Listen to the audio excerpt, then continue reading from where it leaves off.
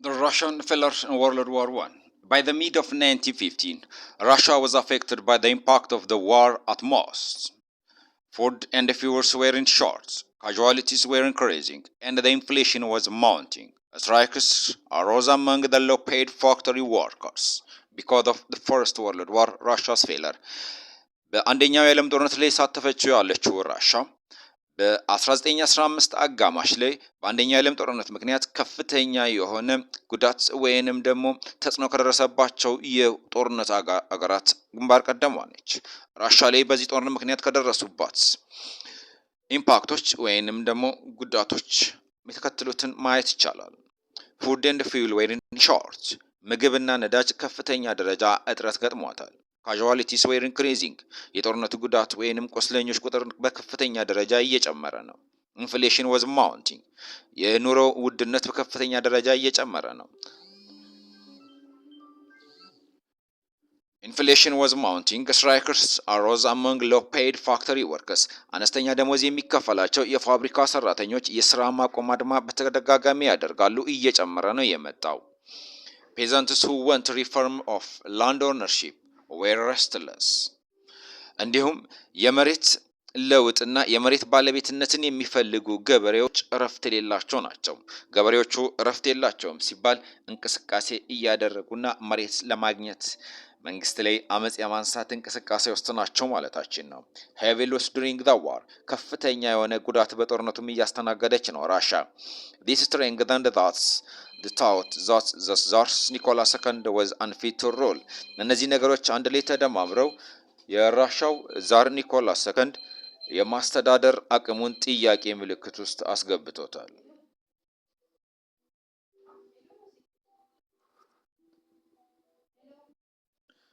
The Russian army lost battle after battle in the ongoing First World War. The military losses precipitated the outbreak of the Russian Revolution.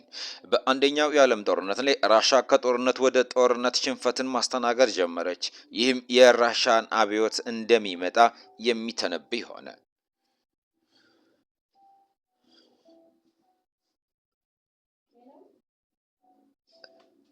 ከአንደኛው የዓለም ጦርነት ስንመለስ ለጥቅምት 1917 የራሻ አብዮት ዋና ምክንያት የሆነው ኮዝ ዘ ፌብሩዋሪ ሪቮሉሽን ነው።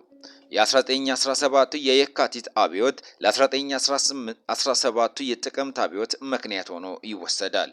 የ1917ቱን የየካቲት አብዮት እንያ ራሻ causes for the February Revolution. Living conditions in the towns worsened due to food shortage and inflation. በከተማ ውስጥ የምግብ እጥረትና የኑሮ ውድነት በከፍተኛ ደረጃ እየጨመረ መጣ።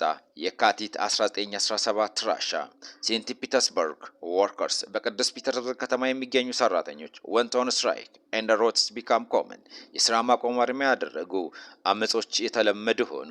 በታላቋ በቅዱስ ፔትሮጋርድ ከተማ ውስጥ የካቲት የራሻ ሪቮሉሽን እያየን ነው። soldiers in Petrograd finally joined the people of the city። የከተማው ወታደሮች የፔትሮጋርድ ወታደሮች በመጨረሻም የከተማውን ህዝብ ተቀላቀሉ። አመጽን ማስቆም ትተው የአመጹ አካል ሆኑ። ዛር ኒኮላስ ሰከንድ was deposed። የ1917ቱ የየካቲት አብዮት ዛር ኒኮላስ ሰከንድን ከስልጣን አወረደው። brought the rule of the Romanov dynasty to an end። ዛር ኒኮላስ ሰከንድን ብቻ ሳይሆን ለብዙ ዓመታት የቆየውን የራሻን የሮማኖቭ ስርወ መንግስት ለአንዴና ለመጨረሻ ጊዜ ከስልጣን አወረደው። ይህ የየካቲት 1917ቱ የራሻ ሪቮሉሽን ነው። ለጥቅምቱ ሪቮሉሽን ምክንያት የሆነው ራሻ ውስጥ the provisional government was established after the monarch was deposed in February 1917 by the powerful members of the Duma formed the provisional government. The provisional government was led by George Lovov, who was succeeded by Alexander Kerensky. ራሻ ውስጥ የጊዜያዊ መንግስት ወይንም ፕሮቪዥናል ገቨርንመንት ተቋቋመ። ፕሮቪዥናል ገቨርንመንቱ የተቋቋመው የራሻው ንጉስ ከስልጣን ከወረደ በኋላ በዱማ ውስጥ ወይንም በራሻ ፓርላማ ውስጥ በጣም ኃይል ወይንም ስልጣን ባላቸው አባላት ነው የተመሰረተው። ይህንን ፕሮቪዥናል ገቨርንመንት የሚመራው ደግሞ ጆርጅ ላቮቭ ነው። ጆርጅ ላቮቭ በኋላ ላይ በአሌክሳንደር ከርንስኪ ተተክተዋል።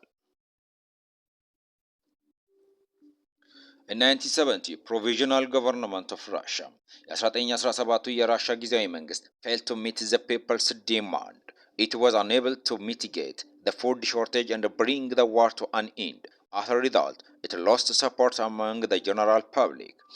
የራሻ ፕሮቪዥናል ገቨርንመንት ጊዜያዊ መንግስት የህዝብን ፍላጎት መመለስ አልቻለም።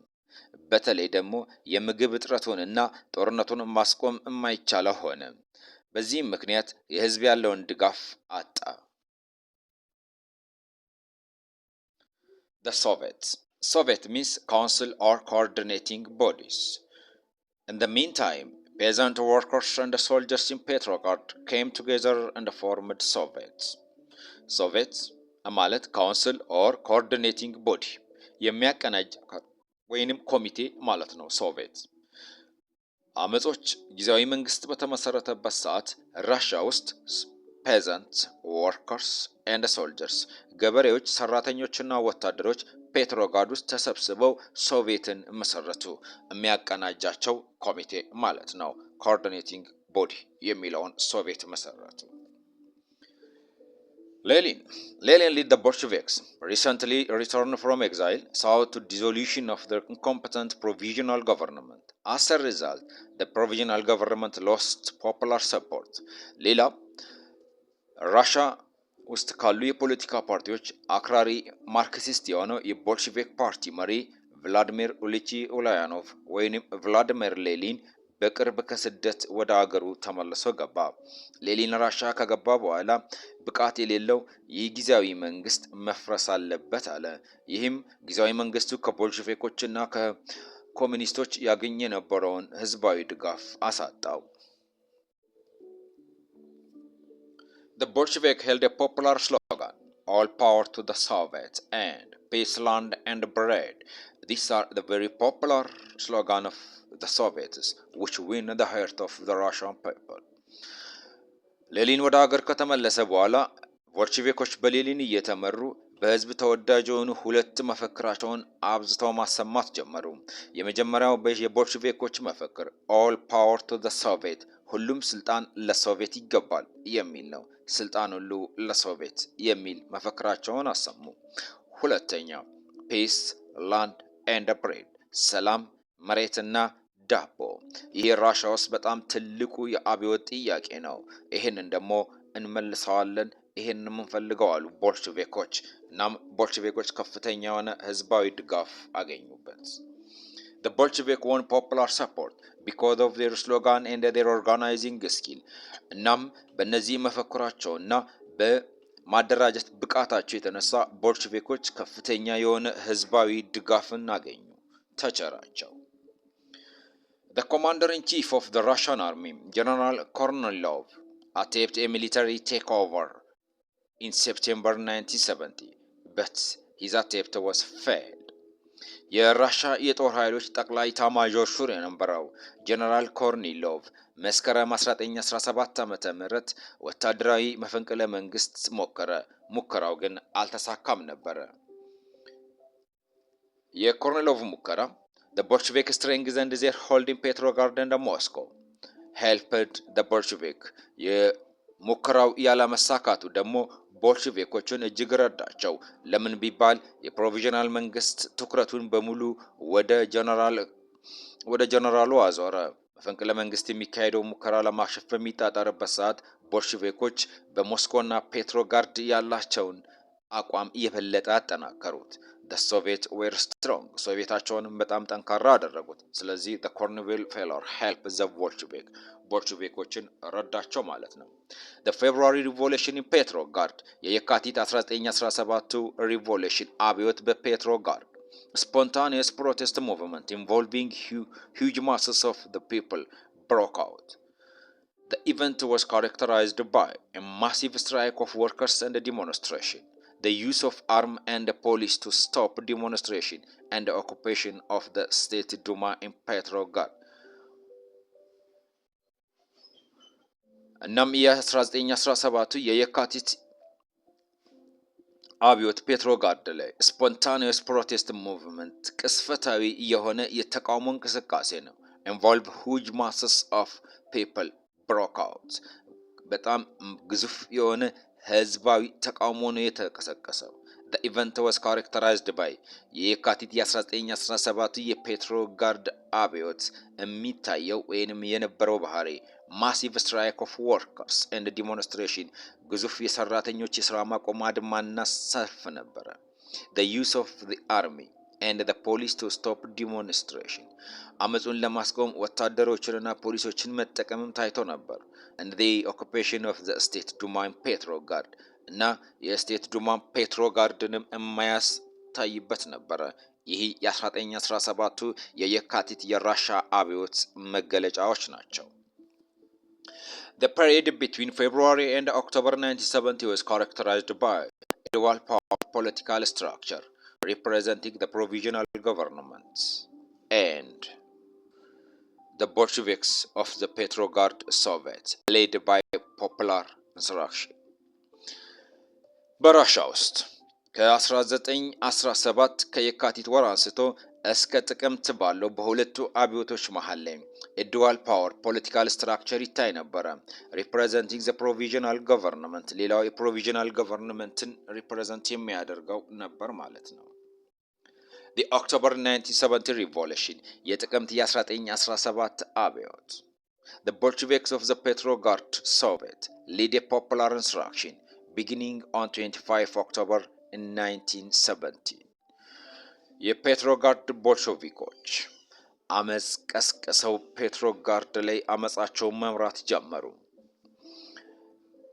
እናም ይሄ ኢንሰራክሽን ጀመረው ህዝባዊ አመጽ።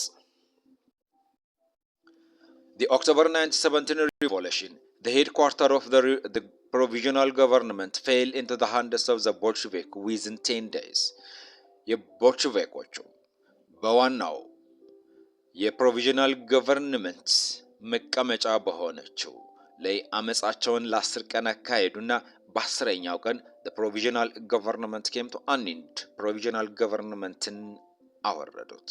በ10 ቀን ህዝባዊ ተቃውሞ ስልጣን ያዙ። ይህም የ1917ቱ የራሻ የጥቅምት አብዮት ይባላል።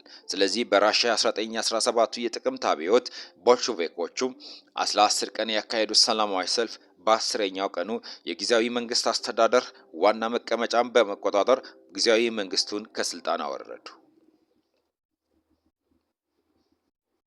The Bolsheviks seized political power. They established a regime led by Premier Lenin and the War Minister Leo Trotsky. ቦልሼቪኮች ጊዜያዊ መንግስቱን ከስልጣን ካወረዱ በኋላ ስልጣን ተቆጣጠሩ። አዲሱን መንግስታቸውም ቭላዲሚር ኢሊች ኡሊያኖቭ ሌኒን ይመራዋል። እንዲሁም ሊዮ ትሮትስኪ የጦር ሚኒስትር ሆነ።